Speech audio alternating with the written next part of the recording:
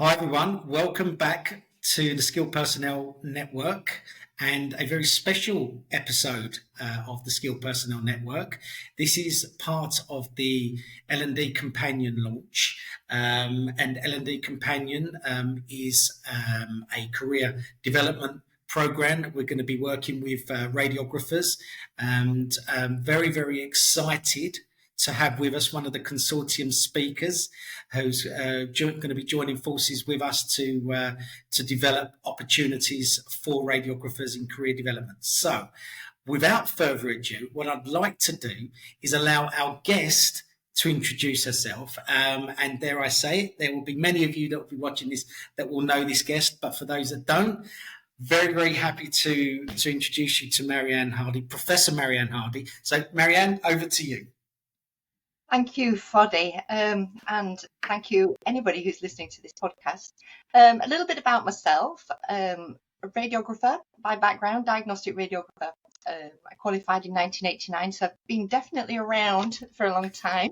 I've followed the profession through from film into digital imaging into more sort of direct imaging that we're doing now, and seen a lot of changes in technologies. I remember the introduction of MRI.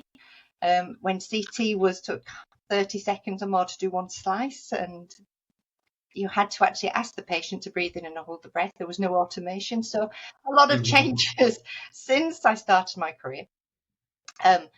I trained and qualified as one of the first reporting radiographers right back in, and I'm trying to remember the dates, but it was the mid-1990s, 96. Wow. Somewhere around about there. It was one of the first. And one of the things that was really interesting about the reporting radiographers when we trained at the time, we did a postgraduate certificate at the University of Bradford, which was one of the 6 institutions that was offering a reporting course. And I was working within the Leeds Trust at the time. And Leeds only wanted us to report musculoskeletal images for trauma. It was the very start. But the postgraduate certificate included a module, if you like, on chest and abdominal imaging, and therefore in order to have the chest and abdominal imaging and to have the certificate, we had to fund that part of the course ourselves. So even though we were the first moving forward, we still had, or there was an expectation, we contributed or we engaged with our learning financially as well as physically. But then we also had the experience of radiologists walking out and saying we don't want to work with reporting radiographers, and we were breaking the boundaries down around how that reporting might be. I then moved into higher education. I took a 3-year secondment into higher education to teach physics at the University of Bradford. I'd done a Open University degree in maths, and therefore I was effectively leaving the profession to be a teacher of math, secondary school.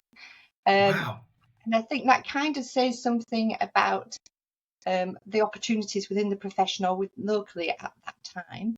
And I moved into higher education, and then after 18 months I was made permanent, completed my master's, and then decided I quite liked research. So I applied for what was at the time the Department of Health award to do a PhD. So I was the first radiographer to be successful for funded PhD through the Department of Health, which is now the NIHR. Again, that was quite some time ago. I think we're talking 2000. I applied for that. And the inspiration for that, I did about the epidemiology of children's injuries and looked at the impact of ethnicity and socioeconomic circumstances. But the real driver for that is when I was still reporting and still leading on, and then on the reporting course, I noticed there was a difference in children from different backgrounds in different areas of the Bradford and Airedale region. And so what I wanted to do was to create some kind of flow chart to talk about expectations. But that the original work that was about, well, is there any difference? So, what are those differences and what are the causes of differences hadn't been done. So I ended up doing a very large epidemiological study for the PhD. And then I continued on and did lots of work and published a number of papers and done more research. I led the randomised controlled trial looking at the impact of radiography reporting within the emergency department, which is in the NICE guidelines as part of practice department. And it still remains probably the seminal papers around the quality of radiography reporting and the impact, not just around cost because it's cheaper than radiologists, but actually about the service impact and the importance that radiographers can bring to that service and to the communication with the service. And therefore I led the team. I was an associate dean for research, moved on and did lots of things in academia. See one, do one, teach one, move on. I have a very good philosophy on that. And then last year I decided it was time to hang up my boots and take a step away. And that's where we are now. Wow. So do you know what, Maryann? Interesting hearing about the teacher of maths bit, which actually is a new bit of information that I wasn't aware of. But teaching's been a theme across your whole career, right? So you've had this interest, passion for teaching. Where's that come from? I suppose if you think about where I come from, and this is divulging personal information, so I hope people aren't offended, but my background isn't particularly a strong academic background. I was born in the 60s, an illegitimate child, very poor social circumstances, involved with social services, not ashamed about this at all, and not concerned about this being in the public domain because it is. I'm happy to talk about it. But I think having to fight through everything and feel I had to overachieve and prove myself, and then being a woman and then being in a very scientific area, which meant that, it was very male dominant, and, maths is a male subject, science is a male subject, higher education is male dominant, and it's still got a gender imbalance in senior roles. I felt that I've had to push all the way through, and I think my passion for learning and for others is for them to not have to fight as I do, but actually fulfill their potential and enable people to fulfill their potential all the way through, and actually be a role model for that, as opposed to shutting the door behind me and letting me run on. I think it's very important that we open the door for others to follow through, and that, I think, is my passion, really, is about others fulfilling their potential. Yeah. Wow. Thank you for sharing that, Maryann. I mean, there's an influencer called Gary V. I would try and explain his full surname. I think it's Vernachek, but he explains something about those that hustle through life, particularly at early stages in their life, are the ones that end up creating the most resilience, and because they weren't necessarily given things on a plate, and as I say, no, and again, hoping not to offend anyone, but this is just what he particularly said, where they had to hustle through life, they end up in positions, particularly like what you've just described there, where they didn't find it easy, it didn't come easy to them, but they fought hard. It was like nothing was ever given to them, and that's so it's interesting to hear what you just described there. And I must actually just make a quick message about the work you did on emergency radiography, because if you think about it, that's what, 17 years ago. I'm trying to think, was it 2008? Yeah, it's a long time, I think. Yeah. And you think that it's still so well cited. It's still the go-to for emergency radiography, hot reporting. I've still referred to it, and it's in the NICE guidelines. I mean, that's it's incredible to think, Maryann, that piece of work has paved the way really for certainly radiographers in an A&E setting, and to develop on from there.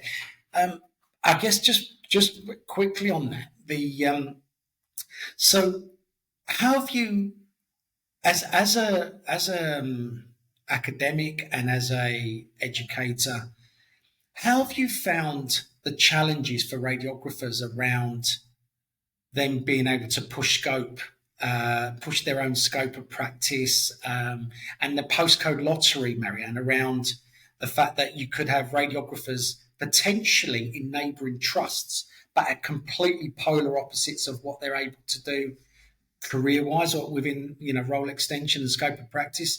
Be just interesting to just get your thoughts on that, and how you've tried to deal with that when you have students or postgrad students come to you at Bradford that clearly will have different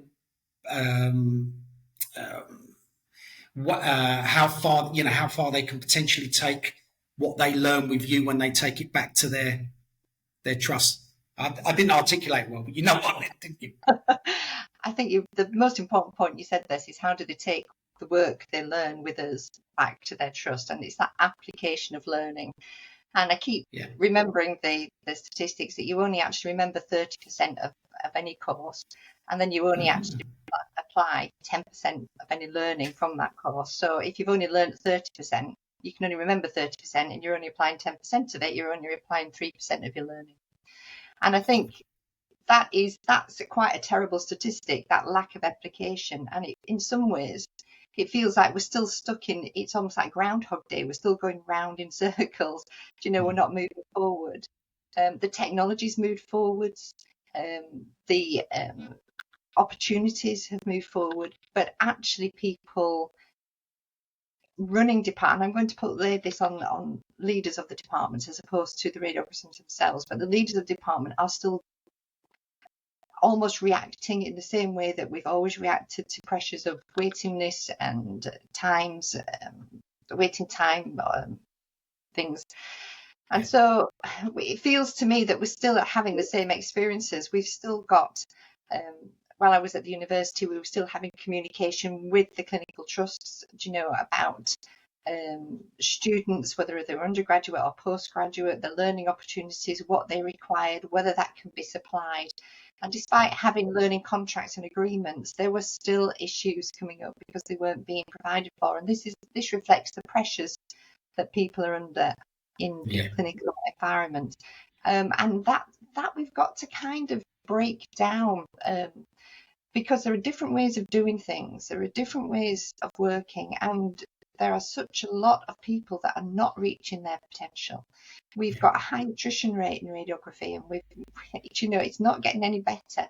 The Society and College of Radiographers, I think 22 census said that it was about 12.5% vacancy rate, which is increasing. If you add on to that attrition and long-term sickness, which is coming on from the stress of the environments that we're working in, and stress brought on not just by the workload, but by the culture, the lack of opportunity, the feeling of being over and underwhelmed, then there's a lot we need to do to work with the profession to actually create a culture of learning and a culture of progression and a culture of care. And for me, that's part of that passion that comes forward, the learning, because if you create the environment that fits for learning and create the opportunity for people to apply the learning, then everybody wins. And it feels so much more progressive and so much more enabling. Yeah, definitely. And what would you say, Maryann, then, that inspired you to take this next leap, with your career?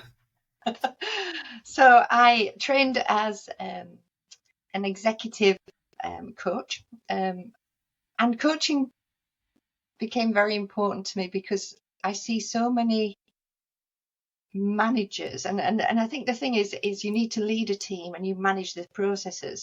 And they talk about managing being a push and leading being a pull, but there is such a conflation of terms between leadership and management that I think we need to kind of unpick that a little bit and start to think about how we develop people into those leadership roles. It's not just about doing a task, fulfilling the targets, moving forwards, because that's process and operational, and that's very much management. It's managing your resources, using your resources to achieve a target and aim. And your resources might be your staff or your equipment or various things. Whereas leadership isn't about using your resources, it's about developing your resources, using them strategically to build forward, enhancing the resources that you have through learning and development. And that's much more of that's leadership. And there is a real tension between management and leadership.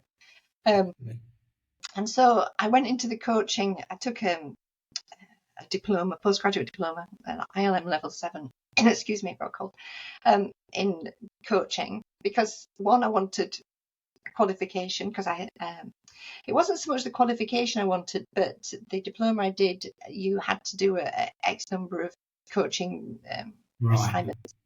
And interestingly, you can get a certificate with 20 hours of coaching assignments, and a diploma you need 60 hours. And it was quite a big difference out in time frames. Yeah. But I needed the 60 hours.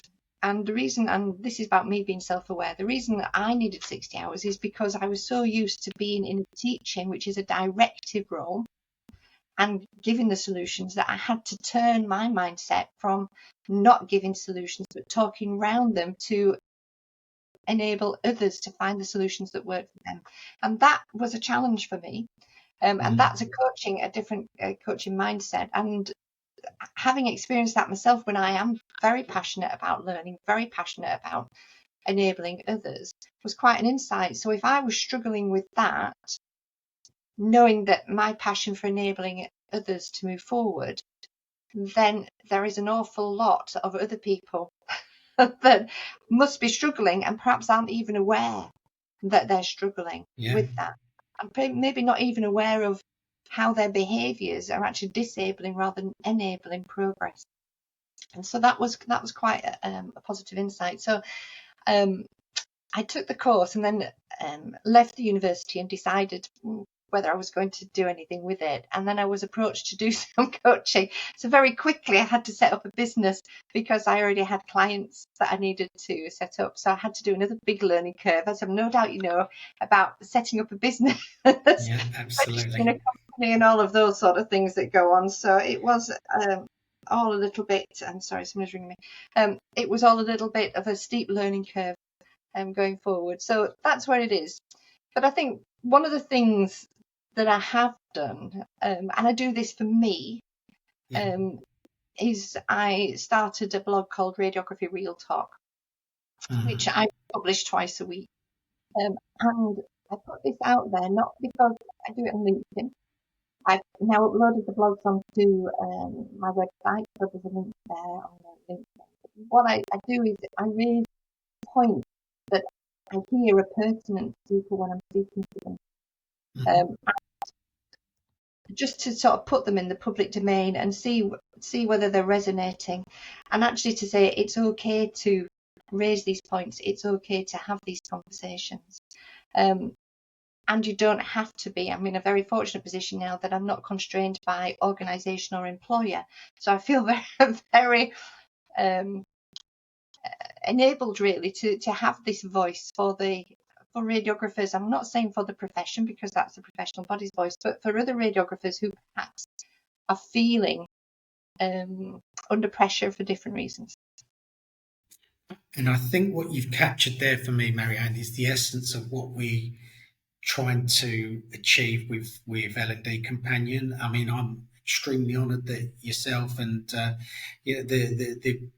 rest of the consortium of speakers will be part of this very, very special program that we're looking to put together. And it is, even though it is development of the profession, that's a wider view. What we are looking at is radiographers being able to become empowered themselves individually to create more autonomy in their decision making, to take more control of their careers, and by that, the idea would be that if we can develop various opportunities for radiographers, we can generally make them more happier in their own workplace, and this is very, very much a collaborative approach to understanding how the extent of what one individual can do with their career, and so I'm excited to be working with you. And from your perspective, then, Maryann, so we are where we are now. Where do you hope, now you're in this position? Where do you hope? What do you see your legacy as being with doing this? I'm not talking about sort of you Maryann, and you should, but you're gonna allow me to do this. I'm gonna pat you on the back because what you've done so far in your career is amazing. It's not about that. It's about what do you want to see as the legacy of the, what you're hoping to create with your role. I think, well, that's a difficult question, isn't it? Legacy is always a different question. The reason why I'm talking about legacy and thinking it's a difficult one is because I don't yet think I've stopped developing and moving forward myself yet, and therefore to think of legacy is kind of looking what I want to leave as if I stop, and I haven't stopped yet. I think my voice and my mind is still wanting to race ahead. Yeah. But if I had to say one thing that I want to do is to empower, to empower people, Brilliant. to know that there are options, to know that to take ownership, to be able to have those conversations, difficult conversations about their careers or about opportunities, to not be afraid to take a risk, I suppose is what I'm saying. You know, and I realise that people value security and there are lots of things going forward, but not to be afraid to dip your toe in, have a try. Don't have imposter syndrome and think I'm not ready. And just give it a go, because if you don't try, if you try and it doesn't work out, then you've got that experience to build on. But if you don't try, you'll never know. And I think that's so important. So for me, it's about empowering people. And it's interesting what we've said about radiographers and things, because a lot of the issues that are experienced in radiography are no different to any of the other professions, including the medical professions. You know, the medical profession has got a huge issue again with development, fitting in, being part of that culture. You know, where are we positioning ourselves? Because we've gone from a very paternalistic, if you like, approach with the increase of women within that to a very different culture, but it hasn't quite settled its culture, and that's got conflict and tension within it as well.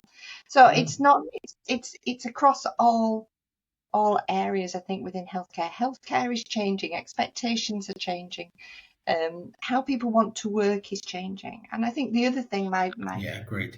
point I want to make on this, and again it was another interesting post that I saw, was about this is probably the first time that 5 or 6 generations have worked together within the same workplace, because we've got this elderly workforce at one end, probably the baby boomers, and then we've got Gen Z coming on to is it Gen Alpha coming after that? I think it is.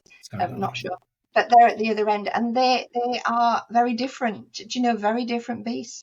And one of the issues we have is we've got a technology evolution going on, and we've got technology natives, Gen Z being the technology native, Gen X being the ones that are learning quickly into the technology.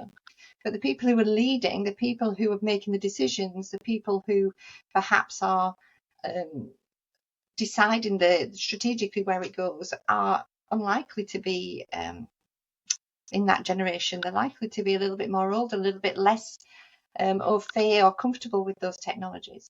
And that even comes with things like social media. I mean, people of my age and things, it's Facebook, but the youngsters of today wouldn't be dare be seen on Facebook. It's so yesterday, so last year. Do you know? I mean, even if we're not on TikTok, we're not one.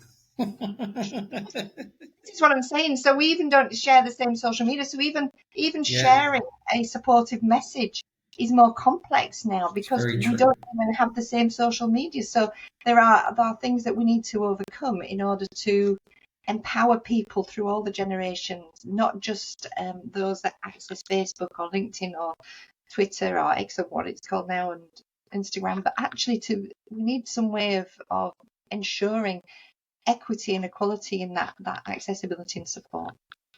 And thank you for that, Maryann. I mean, interesting the reason why I guess legacy is so acute, something that's really acute in my mind is I think through losing my dad at 49, and then that was my first moment of thinking, wow, we don't live forever, and I was quite young at the time as well. And I think so. I've been legacy's been something that's been always something quite emotive to me very, very early in my career. But you're absolutely right. I think ultimately if we have a growth mindset, we have a mindset where we're continuously learning and continuous. So we don't, it's hard then when you've got the wisdom to, and I guess this is the challenge of the healthcare profession, particularly in certain hierarchs, where when you reach a certain point experience wise, it becomes hard to be challenged. So how do then we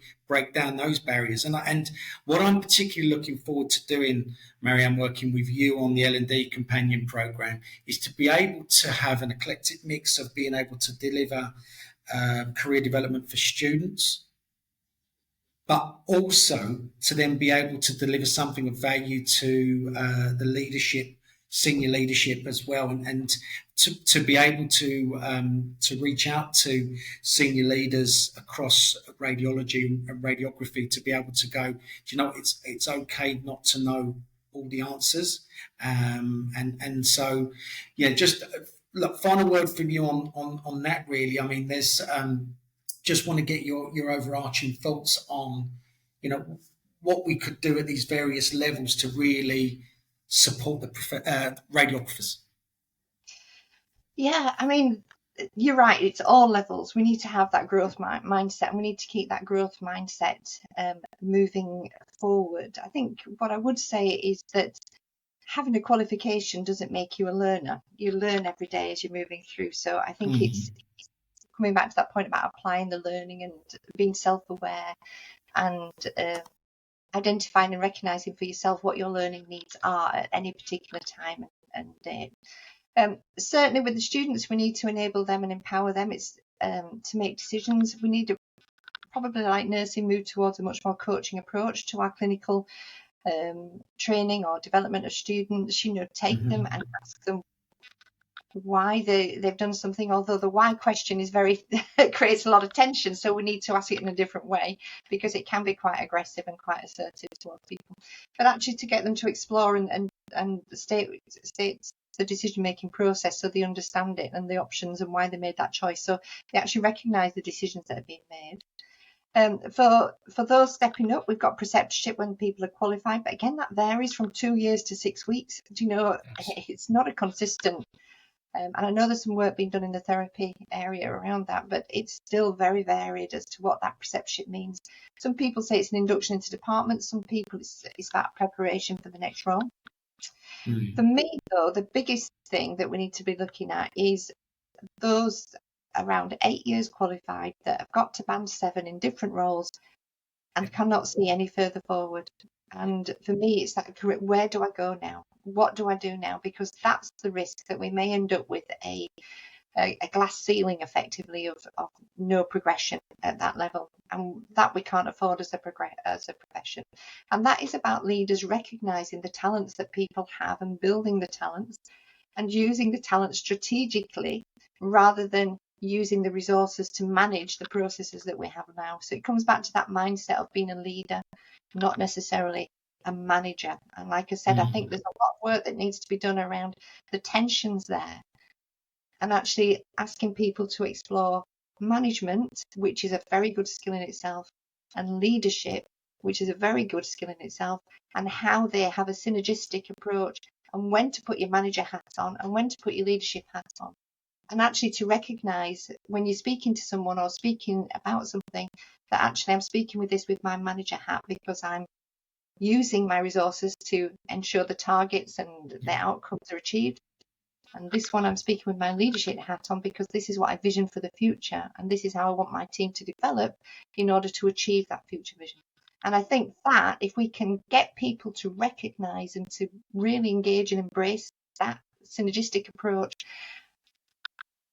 regardless of profession, I think we'll have done a great job, and that would be a great legacy.